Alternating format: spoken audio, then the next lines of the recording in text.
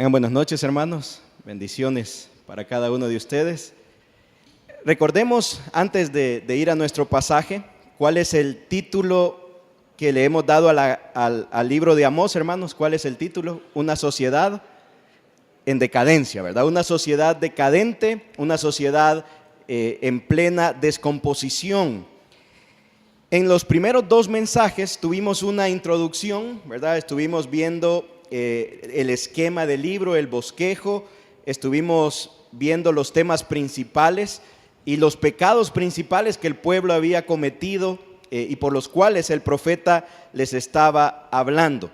El tercer mensaje estaba titulado Juicio sobre toda forma de maldad.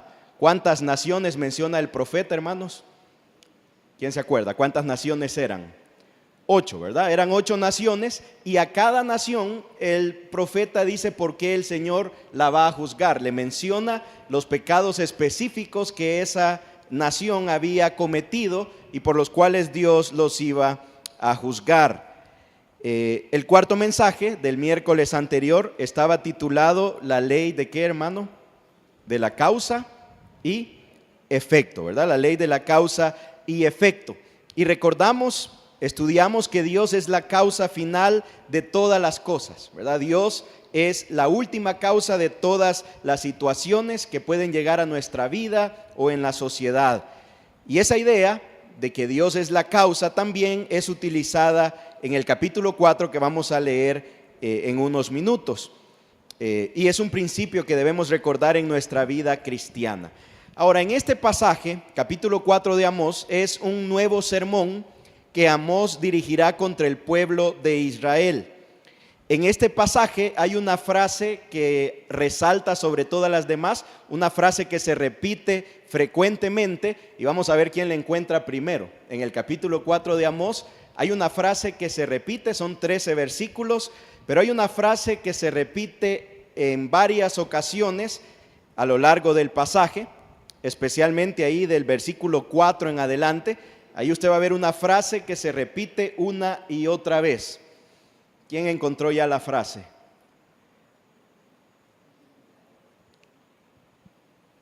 ¿Cuál será esa frase que se repite una y otra vez? 5 veces ahí, del versículo 4 en adelante. Y no os volvisteis, dice, a mí, ¿verdad? Esa frase, no os volvisteis a mí, se repite en varias ocasiones. A lo largo del pasaje, hermanos, vamos a ver que el profeta señala 2 pecados que el pueblo ha cometido. Hay 2 pecados específicos que él señala al pueblo y son pecados, hermanos, que destruyen todas las sociedades en los que se manifiesta esta realidad. Son pecados que destruyen la sociedad y que la vuelven en decadencia, y eso es lo primero que vamos a ver, estos 2 pecados que destruyen a todas las sociedades, que las hacen entrar en decadencia. Luego el profeta les señala cómo Dios ha cumplido su palabra al enviarles diferentes calamidades, diferentes situaciones, diferentes problemas que la nación estaba enfrentando. Dios estaba cumpliendo su palabra. Lo que Él les había anunciado desde los libros de la ley, Dios se los está mostrando para que el pueblo se arrepienta y se vuelva a Dios. Y sin embargo, vemos que el profeta dice que el pueblo no se volvió al Señor. A pesar de estar experimentando situaciones que quizás cualquiera de nosotros diría nos harían volvernos a Dios, el pueblo no quería volverse al Señor, a pesar de estar viendo la palabra de Dios cumplirse. Y finalmente, el profeta al final del capítulo les advierte que deben prepararse porque van a enfrentarse a Dios, van a encontrarse con Dios, y todo lo que ha pasado en el capítulo no es nada comparado con enfrentarse a Dios y al juicio de Dios que está delante de ellos. Así que esa es la estructura, y nuestro mensaje está titulado esta noche Razones para volvernos a Dios. A lo largo del capítulo el profeta desarrolla al menos 4 razones por las cuales es necesario que nos volvamos a Dios. Estas eran las razones que el profeta le dio al pueblo. El pueblo no las escuchó y a pesar de estos llamados a la conciencia, al corazón de esta gente, ellos decidieron mantenerse obstinados y no volverse al Señor. Así que la primera razón, vamos a ver en el versículo 1, vamos a llegar hasta el versículo 3 y luego quédese ahí en Amós porque vamos a ver otros pasajes del capítulo 4. Veamos Amós 4, versículo 1. Oíd esta palabra, vacas de Basán, que estáis en el monte de Samaria, que oprimís a los pobres y quebrantáis a los menesterosos, que decís a vuestros señores, traed y beberemos. Jehová el Señor juró por su santidad, he aquí vienen sobre vosotros días en que os llevarán con ganchos, y a vuestros descendientes con anzuelos de pescador, y saldréis por las brechas una tras otra, y seréis echadas del palacio, dice Jehová. Ahora, quiero que le preste atención al final del versículo 1. Estas vacas de Basán, a las que se refiere el profeta, dicen a sus señores, ¿qué les dicen, hermano? Traer y beberemos. En primer lugar, hermanos, una razón para volvernos al Señor es porque Él juzgará a los que incitan a otros a hacer el mal. El Señor ha de juzgar a aquellos que incitan, que promueven que otras personas hagan el mal. En esta porción encontramos que el profeta le habla a un grupo de personas y las describe y las compara con el ganado. Les dice vacas de Basán. Ahora, estas vacas de Basán son las esposas de los hombres adinerados, de los hombres ricos de la región de Samaria. Es a ellas a quien el profeta les dice vacas de Basán. Basán, hermanos, era una región, usted la puede encontrar varias veces en el Antiguo Testamento, y era una región donde los pastos eran bastante buenos, había mucha agua, ¿verdad? Y era una región ideal para poder criar ganado. Por lo tanto, el ganado que usted podía encontrar en Basán no es de esos que vemos ahí por la playa, ¿verdad? Todas sequitas, las vacas así, vacas flacas de Egipto. No, eran vacas grandes, saludables, ¿verdad? Prósperas. Eran un ganado hermoso de observar, y tener algo que viniera de Basán era decir, tenemos la mejor calidad, tenemos el mejor ganado, está en esta región. Ahora, estas mujeres entonces son mujeres de la alta sociedad, tienen una buena vida, eran hermosas, gozaban de una buena salud, y sin embargo, a pesar de tener todas estas bendiciones, digámosle materiales, toda esta prosperidad física, en lugar de estar agradecidas con Dios, en lugar de utilizar todo lo que Dios les ha dado para bendecir a otros como la ley se los mandaba, estas mujeres, en lugar de tener una actitud correcta de gratitud, tienen una actitud que el profeta reprende. En lugar de ser mujeres piadosas que buscan ayudar a los pobres y a las personas necesitadas, se han vuelto mujeres exigentes que desean más de lo que ya poseen, que quieren más prosperidad y que le dicen a sus esposos, ¿cómo les dicen? Traigan y beberemos. Tráenos más, prospéranos más, danos más. Y en ese anhelo, en ese deseo de tener más, dice el versículo 1, oprimen a quienes, hermano, a los pobres, y quebrantan a quienes, a los menesterosos. Es decir, estas mujeres le están diciendo a su esposo, es como que le dijeran, oprimilos, extrae todo lo que podás, sacales todo lo que te sea posible para que prosperemos más, para que nos abunde más. Ellas están incitando a sus esposos a traer más prosperidad, a traer más bienes materiales, y en esta incitación los llevan a hacer el mal en contra de los pobres y oprimidos de la nación. Quiero que vea una imagen que va a aparecer en la pantalla. Esa foto fue una foto que ganó la mejor fotografía por la UNICEF en el año 2009. ¿Alguien sabe en qué país está esa fotografía? Es Haití. Esa fotografía es una fotografía del país de Haití. Y bueno, es muy curiosa, es una foto muy llamativa porque usted puede ver una niña vestida de blanco, ¿verdad? Muy limpia, pero caminando en medio de cerdos, basura, lodo, como la realidad de esta nación es en gran parte de ella. Haití, hermanos, es el país más pobre de América. Si no contáramos el continente africano, sería el segundo país más pobre en el mundo. Ahora, ¿por qué traigo esta fotografía en este momento? En este país, hermanos, el 90% de las riquezas lo posee el 1% de la población. Hay 10 millones de habitantes, pero la gran cantidad de riquezas es uno de los países donde la desigualdad está tremendamente marcada. Solo está en el 1% de la población. Esta población vive en una zona de la capital, Puerto Príncipe. Tienen una montaña que está cercada para que nadie más pueda pasar. Viven en el monte y disfrutan de una prosperidad tan abundante que pueden enviar a sus hijos a estudiar a las mejores universidades del mundo. Viven en grandes mansiones, se dan una vida de lujos, mientras el 99% restante de la población no tiene para comer. No hay servicios básicos. Cuando el terremoto sucedió hace algunos años, lo recuerda, mucha gente perdió sus hogares y aún hoy están viviendo en tiendas de acampar. Los reportajes de diferentes periódicos dicen que encontrar prostitución en Haití se puede hacer a cambio de una botella de agua potable, porque ni siquiera hay agua.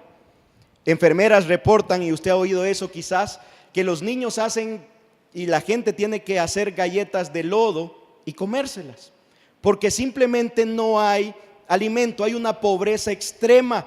Pero lo curioso de eso es que al mismo tiempo que hay una decadencia y una pobreza tan grande, es que en el monte hay mujeres y hombres que se dan una vida de lujo, despilfarran el dinero. Y si usted ve las imágenes de esa área y los hoteles que hay ahí y las mansiones de esta gente, es este mismo problema, que los pobres han sido oprimidos hasta el máximo posible. Y en este país se dieron todas estas condiciones. El Señor entonces hace ya, años atrás le dice al Israel: el problema es que aquellos que tienen prosperidad, el problema no es que la tengan, el problema no es que tengan abundancia, ese no es el problema, pero el problema es que en lugar de usar la bendición y la prosperidad material que disfrutan para poder bendecir a otros, para poder ayudar, utilizan su poder y su prosperidad para exprimir más al que no tiene, al desvalido, al quebrantado, al menesteroso. El problema entonces de este pasaje es que vemos a estas mujeres dispuestas a oprimir y quebrantar a los pobres para tener mayor prosperidad, y que incitan al mal a otros para lograr sus metas. Ahora, por esta causa, hermanos, el Señor les anuncia que serán juzgadas arduamente. ¿Cuál es el juicio que le corresponde a estas mujeres? Lo vemos ahí en el versículo 2. El Señor ha jurado por su santidad. ¿Qué sucederá, hermano? Las llevarán, dice, con ganchos, y a vuestros descendientes con anzuelos de pescador. Es como que el Señor les estuviera diciendo: serán llevadas como vacas al matadero. Llegará el momento en que recibirán un castigo, el justo juicio por lo que están realizando, por la maldad que hay en sus corazones. Ahora, esa advertencia que el profeta hizo, hermanos, es lo que exactamente ocurrió con los asirios, porque los asirios fueron considerados una de las sociedades e imperios más sanguinarios y más violentos cuando conquistaban un territorio. Eran tremendamente y encadenaban a la gente y la ponían con ganchos y la llevaban arrastrada. Era una eran tan sanguinarios, eran tan malvados, y ese era el juicio que Dios estaba anunciando sobre aquellas mujeres que incitaban a sus esposos a hacer el mal. Pero ahora alguien podrá decir, bueno, eso pasó allá, ¿verdad? Pasó con aquellas mujeres. Pero hermanos, la realidad es que la Biblia también nos demuestra que en nuestro corazón tendemos a influir a otros para que hagan el mal. El Señor les está diciendo a estas mujeres, ustedes le piden, incitan a sus señores para que les hagan prosperar, para que les traigan más y se pasen llevando a todos en el camino. Pero hermanos, el corazón del ser humano es igual. Incitamos a otros a la maldad. Somos fáciles para influir a otros a que tomen malas decisiones, a que vayan por el mal camino. Y eso, hermanos, es una clara evidencia de lo perverso que es nuestro corazón. El domingo hablamos que los cristianos deben cuidarse, amarse, aconsejarse, animarse unos a otros. Pero aquí es lo contrario. Están dañándose y nuestro corazón es así. Mire lo que dice el Proverbio 16:29. El hombre malo, ¿qué hace el hombre malo, hermano? Lisonjea a su prójimo y le hace andar por camino no bueno. Ese es el corazón humano. Esa es la realidad de las personas. Las personas somos de corazón malo y hacemos que otros recorran nuestro camino. Qué fácil es, hermanos, encontrarnos influyendo hacia el mal a otras personas, dirigiéndolos por el mal camino. Qué fácil es, ¿verdad?, que nos encontremos a alguien que nos mal influya. ¿Cuál es verdad? Los papás les toca ahí, no, esa es mala influencia para vos. Y qué fácil es que alguien sea mala influencia y incite a otros a hacer el mal.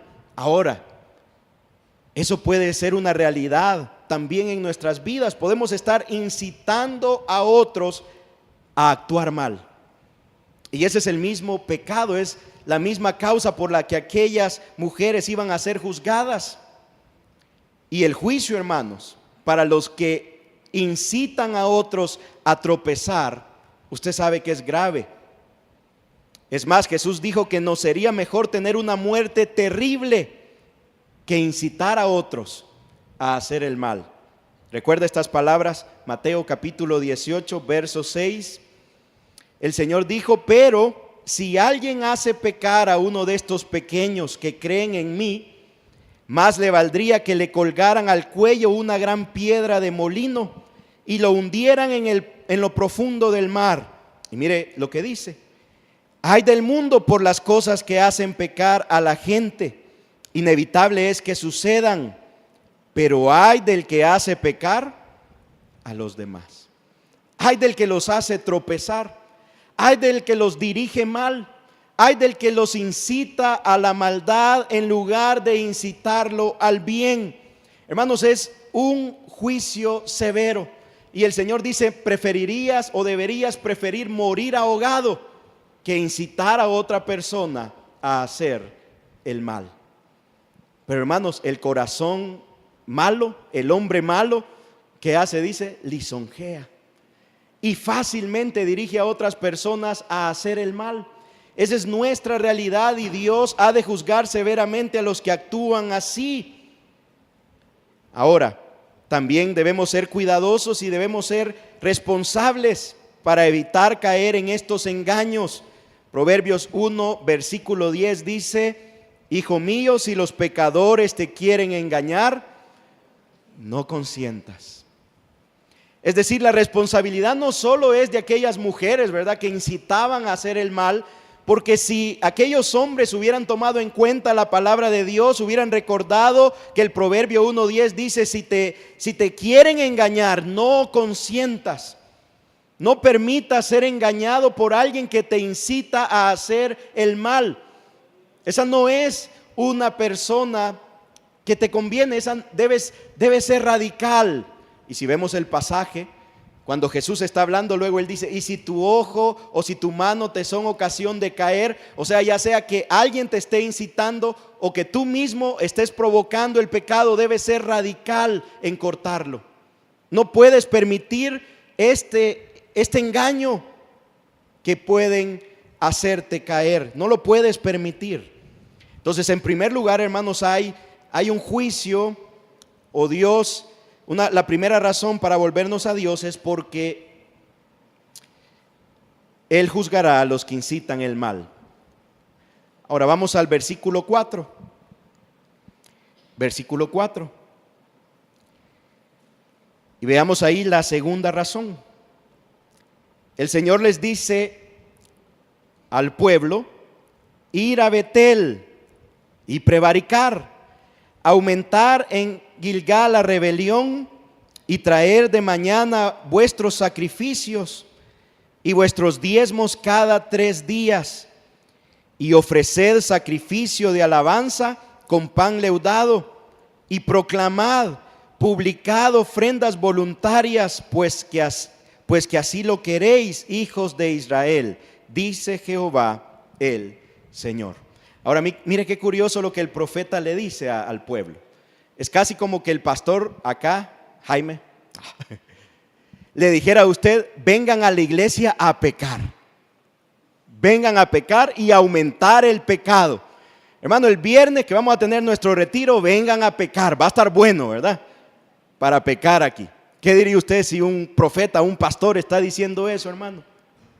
¿Qué es lo que el profeta? Es una frase tan llamativa, es una frase diseñada para que las mentes del pueblo despertaran y se dieran cuenta de la gravedad de sus acciones. El profeta le dice al pueblo prevaricar, de hecho esa misma palabra es la que aparece 2 veces. La segunda vez es traducida como aumentar la rebelión, pero sería como aumentar la prevaricación, es la misma palabra las 2 veces. Y es que el profeta, esa palabra quiere decir una rebelión. Se está diciendo, aumenten sus rebeliones, vengan a sus lugares de adoración para aumentar sus rebeliones, para aumentar sus pecados, para aumentar su rebeldía a Dios. Obviamente el profeta está usando, digamos, un sarcasmo, ¿verdad? Una manera de llamarles la atención. 2 ciudades de las que ya hemos hablado. Ahora, algo interesante, hermanos, es que Betel, por ejemplo, es una ciudad donde Dios había renovado el pacto que hizo con Abraham. ¿Recuerdan cuando Jacob fue confirmado con el pacto de Dios? Eso sucedió ¿en qué ciudad, hermano? En Betel. Y Jacob había hecho ahí un altar para adorar a Dios, es decir, era una ciudad donde Dios había sido adorado y donde Dios había hecho un pacto con Jacob para darle la promesa que había recibido su padre Abraham. Gilgal, la otra ciudad que aparece, es la primera ciudad donde Josué y el pueblo acamparon al conquistar la tierra prometida. Y es el primer lugar de la tierra prometida donde habían adorado a Dios juntos con el pueblo y con Josué. Es decir, era un lugar que también era un lugar de adoración genuina. En ese mismo lugar el rey Saúl había sido ungido como el primer rey de Israel. Fue en esta ciudad. Ahora lo que yo quiero que vea es que estas 2 ciudades son ciudades donde había adoración a Dios. Dios había sido adorado y eran ciudades que recordaban momentos especiales de la nación. Sin embargo, ahora estas 2 ciudades se han convertido en centros de adoración falsa, como hemos estudiado. Ambos lugares ahora se han pervertido y han creado una falsa religión donde el pueblo prevarica o aumenta sus rebeliones. Ahora, lo segundo, hermanos, es que debemos volvernos a Dios porque Él juzgará la religión vacía. Eso es lo que el Señor le está diciendo aquí a su pueblo. Él ha de juzgar una religión que es vacía. Esa palabra rebelión, hermano, ¿qué es lo que quiere? Cuando alguien se rebela. Esta es una palabra que se usaba, por ejemplo, cuando un rey había una rebelión. ¿Y cuál era la meta de la rebelión en contra del rey? Quitarlo. Es casi como decir, hicieron un golpe de estado. Es decir, se están rebelando y la meta de la rebelión obviamente es quitar a quien gobierna. Quitar es alcanzar la independencia, es alcanzar la autonomía, es gobernarnos a nuestra manera y como se nos da a nuestra gana. Lo que el Señor les está diciendo es, ustedes vienen a cumplir ritos religiosos. ¿Cuáles menciona ahí, hermano? ¿Qué menciona de ritos religiosos que el pueblo ha cumplido ahí? Y que hasta le dice, vení cada 3 días. ¿De qué le habla? Del diezmo, de las ofrendas, de presentar esto otro, estos sacrificios que estás cumpliendo. Tú estás haciendo todo esto, pero en el fondo tú no quieres vivir de acuerdo a la palabra de Dios. En el fondo estás haciendo todos estos rituales, estás llevando a cabo todos estos actos religiosos, pero en el fondo del corazón del pueblo hay rebelión. Quiere vivir a su manera. Y las prácticas religiosas eran como para tener a Dios de acuerdo, ¿verdad? Para tener a Dios calmadito, ¿verdad? Para tener a Dios a su favor y cumplirle a Dios, pero seguir viviendo como ellos querían. Era algo vacío. El pueblo practicaba el culto, la religión, pero no para adorar a Dios, sino para satisfacer sus propios deseos. Y por eso el profeta le dice en el versículo 5 al pueblo, porque así lo queréis. ¿Quién lo quiere, hermano? El pueblo. No lo quiere Dios. Lo quiere el pueblo. Es a la manera de ellos porque están en plena rebelión.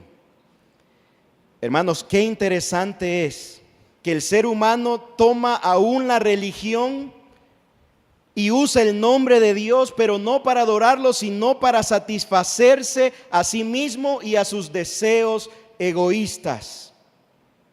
Jesús le dijo a los líderes religiosos y a todos los que le escuchaban, Mateo capítulo 15, usted lo sabe bien, este pueblo me honra con los labios, pero su corazón está lejos de mí. Entonces en vano me adoran y sus enseñanzas no son más que reglas humanas. Entonces eso es lo que es la misma situación que el pueblo estaba enfrentando. Era una religión vacía, era un cumplimiento de ritos, pero en el fondo el pueblo vivía a su manera, a la manera que ellos deseaban y querían cumplir sus propios deseos. Y hermanos, si empezáramos a ver históricamente todos los que han tomado la religión para sus propios deseos, para aprovecharse ellos mismos y han tenido una religión vacía, los ejemplos no nos alcanza la noche. De hecho, la misma nación de Haití vivió 2 presidencias, padre e hijo, de apellido Duvalier, y ustedes saben que ellos vienen de la cultura africana, ¿verdad? La mayoría son de raza negra y la mayoría viene de ahí. Y él utilizaba y se hacía, el hijo Duvalier, se hacía pasar como la reencarnación de una figura del vudú y utilizaba, digamos, la religión para influir en otros, para atemorizar a las personas, para aprovecharse y seguir gobernando casi como Dios. Y esa es una de las razones por las cuales el país se encuentra en tan desesperada situación. Y hermanos, si nos ponemos a revisar la historia, hay muchos casos. Aún han utilizado la religión para su beneficio y únicamente han hecho rituales vacíos. Pero eso, hermanos, también existe en las iglesias evangélicas. Por ejemplo, el evangelio de la prosperidad que salió de las iglesias evangélicas, usado para obtener nuestros deseos materiales, en donde hacemos rituales religiosos y se traen ofrendas para que Dios me multiplique lo que yo he traído, para que Dios me dé el 100 veces más, dicen a veces, ¿verdad? Hoy Dios ha dicho que el que pacte con Él le devuelve 100 veces más. Esas son las expresiones que se utilizan. y entonces se toma la religión y se hacen rituales y se hacen cosas en el nombre de Dios, pero al final son rituales vacíos que solo buscan satisfacer los deseos egoístas de las personas. Pero no solo sucede así en general, no, también de forma personal. A veces empezamos a vivir de tal manera que cumplimos con los ritos externos de la religión. Sí, vamos al culto. Sí, decimos Dios le bendiga, hermano. Sí, usamos el lenguaje evangélico. Sí, traemos ofrendas. Sí, levantamos nuestras manos. Pero aún y con todo y eso puede haber un corazón alejado de Dios. Aún con todo eso. Y puede ser que estamos cumpliendo externamente, pero en el corazón hay rebeldía, como le decía el profeta a su pueblo. Estás en rebeldía, pero Dios ha de juzgar, dice el profeta, la rebeldía, la religión vacía y contraria.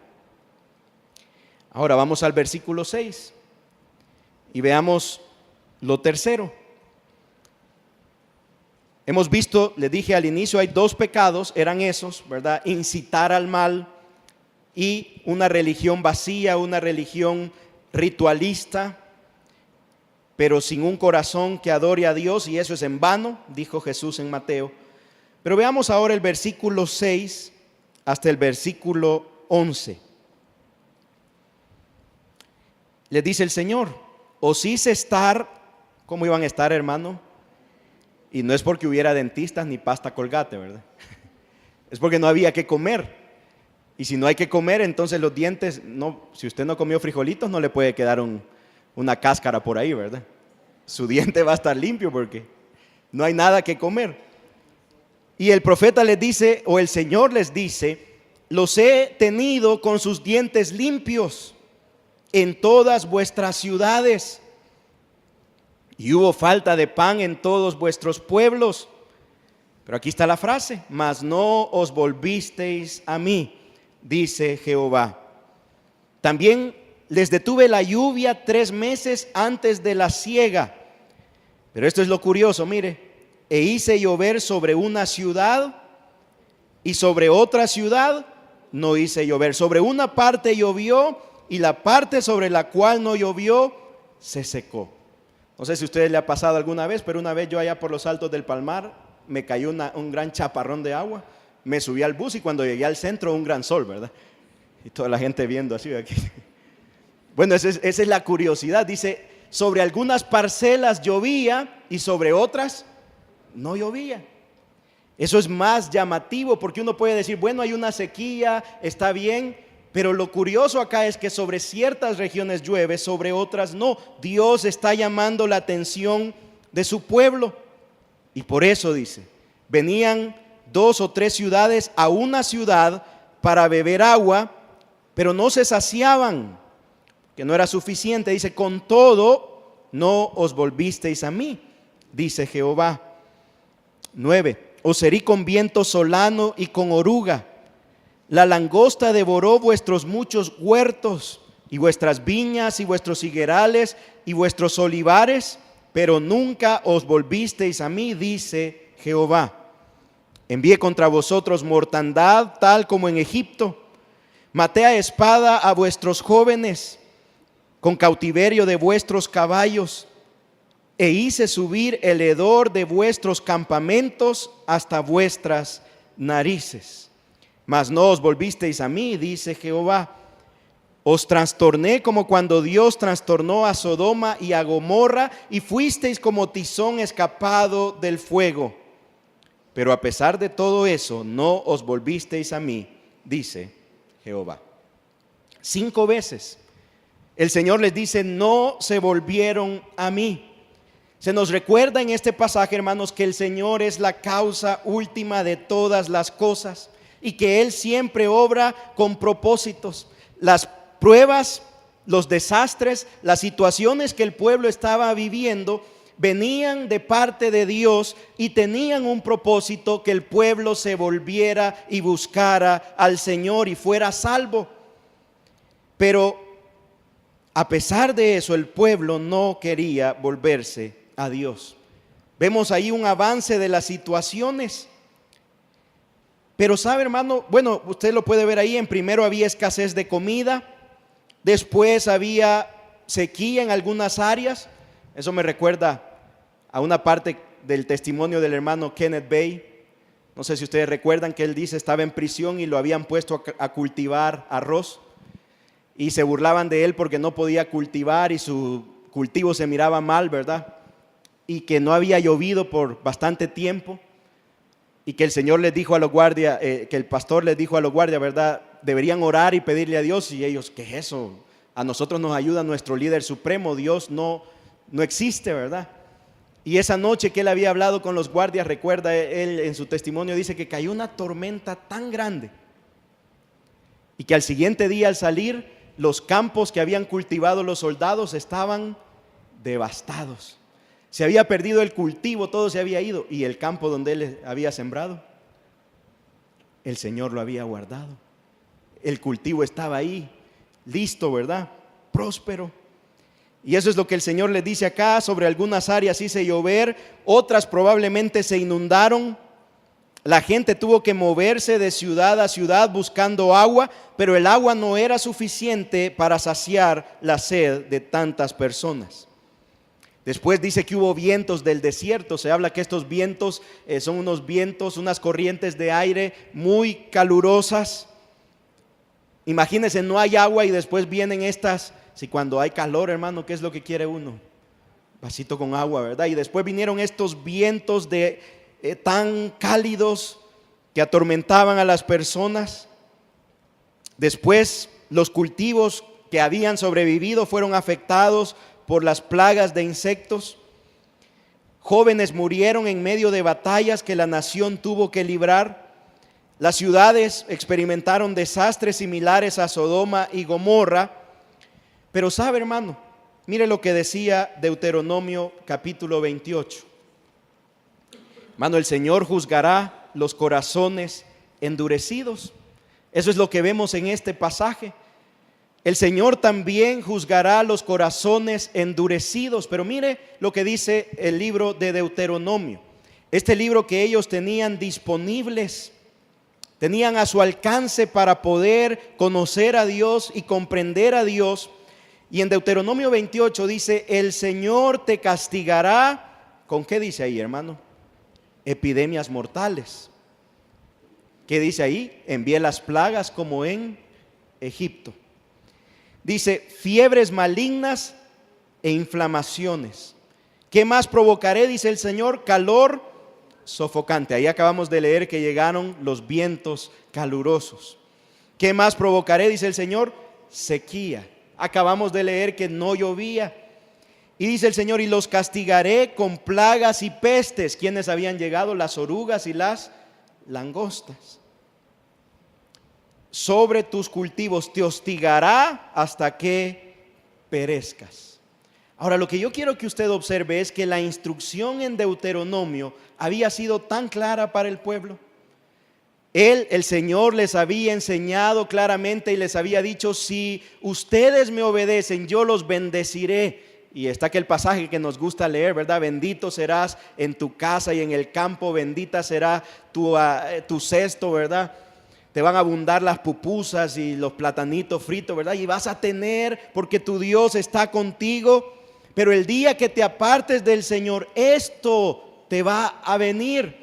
Y lo que yo quiero que observe, hermanos, es que el pueblo tiene claridad y sabe perfectamente lo que Dios les había dicho. Lo están viendo con sus propios ojos. Están viendo que Dios está cumpliendo su palabra al pie de la letra, como dice Deuteronomio 28. Y a pesar de eso, no se volvieron a Jehová. Ahora, nosotros vemos eso y quizás diríamos: pero qué duros, qué obstinados, qué necios, qué tercos. Pero esa es la realidad de todo ser humano. Tenemos un corazón de piedra. Tenemos un corazón que es contrario a Dios. Tenemos un corazón que seguirá obstinado a rebelarse a Dios, pase lo que pase. Ese es el corazón del ser humano, es contrario a Dios. Por eso dice Romanos que nuestra carne no quiere someterse a Dios y ni siquiera lo puede hacer. No quiere nada con Dios. Y aunque vinieran las pruebas más duras y más difíciles, nuestro corazón seguiría siendo duro, porque no hay ablandador para el corazón. Solo hay trasplantes. Corazones de piedra por corazones de carne.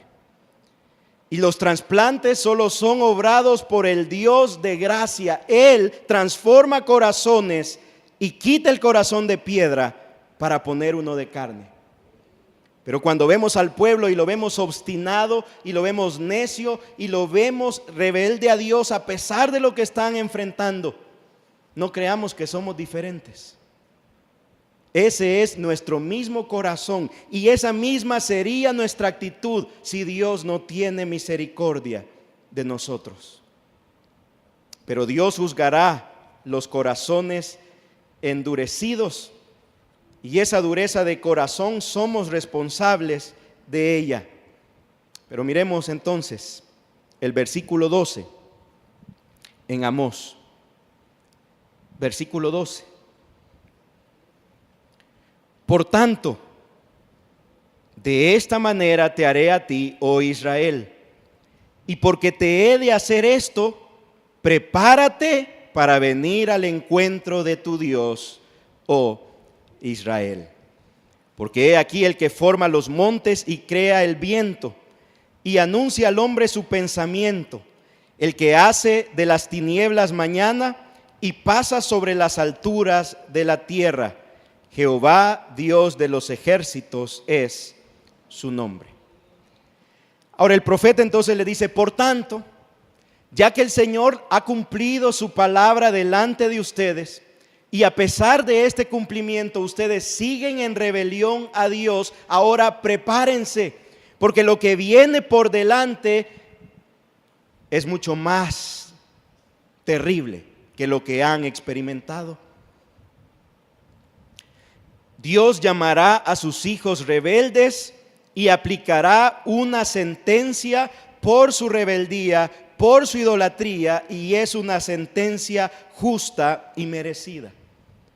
El pueblo ha pecado tal como describe la ley, y entonces será llamado a comparecer ante Dios y escuchará el dictamen de Dios.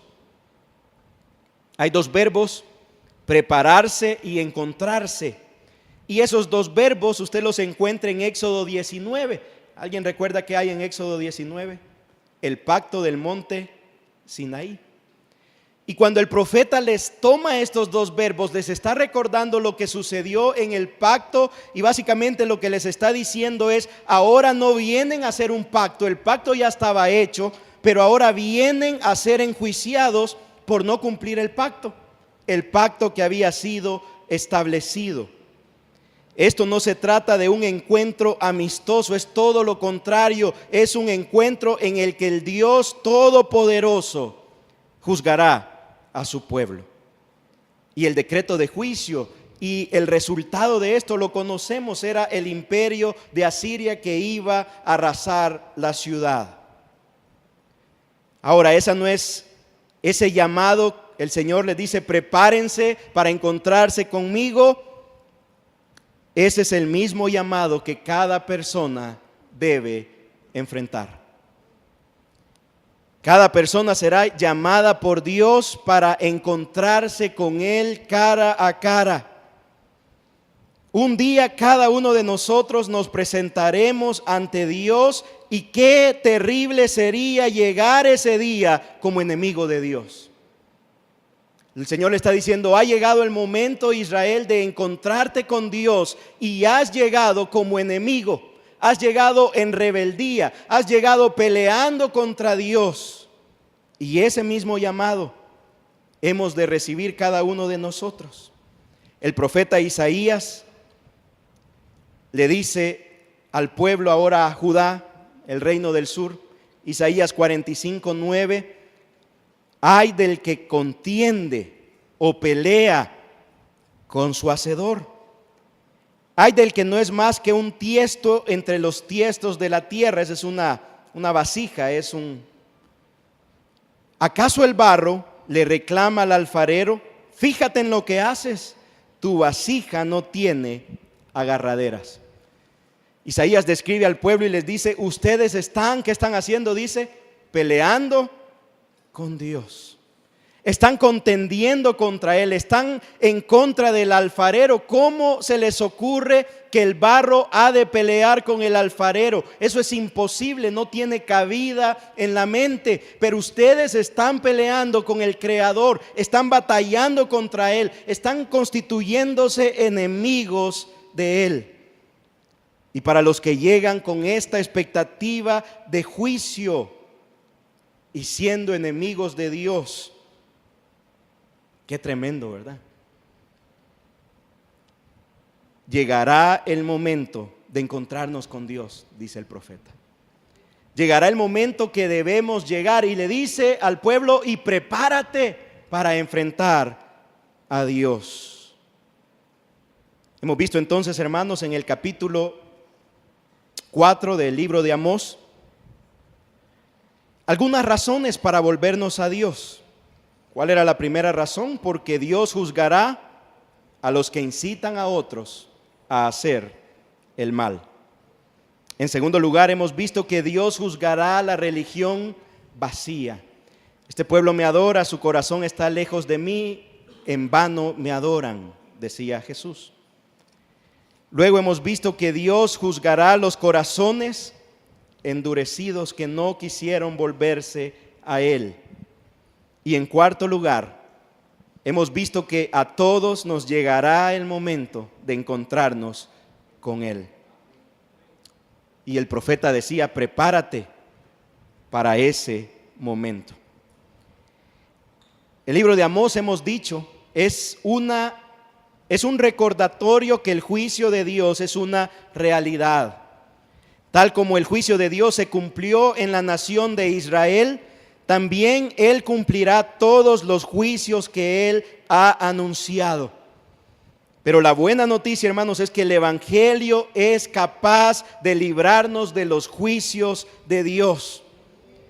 Hermanos, el Evangelio es capaz de lograr transformar nuestro corazón para que en lugar de incitar a otros al mal, los incitemos a las buenas obras, al amor y al bien. El Evangelio, hermanos, es capaz de darnos una religión que tiene vida, no una religión muerta. El Evangelio nos hace adoradores en espíritu y en verdad, de los que Dios quiere que le adoren. El Evangelio nos hace esos adoradores y nos da una relación con Dios verdadera.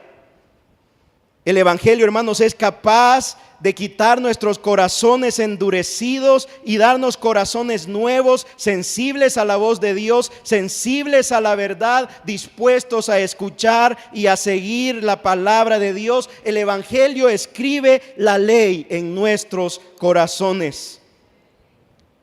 El Evangelio nos permite no tener miedo a encontrarnos con Dios. Al revés, el Evangelio permite que estemos ansiosos por encontrarnos con nuestro Dios. Anhelamos el día de encontrarnos con Él, porque el Evangelio transforma nuestra realidad. Fuera del Evangelio solo hay temor y juicio ante el inminente encuentro con el Creador. Pero en el Evangelio hay esperanza y expectativa, y anhelamos al Señor y decimos, Maranata, Cristo, ven, vuelve por tu pueblo, vuelve por nosotros. Te anhelamos, Señor, queremos encontrarte. ¿Y qué es el Evangelio, hermano? Es la obra de Cristo a favor de los que creen en Él. Esta noche, el llamado del profeta también es para nosotros. El profeta también nos diría, vuélvanse al Señor. Y ahí donde está, yo quiero pedirle que cierre sus ojos e incline su rostro.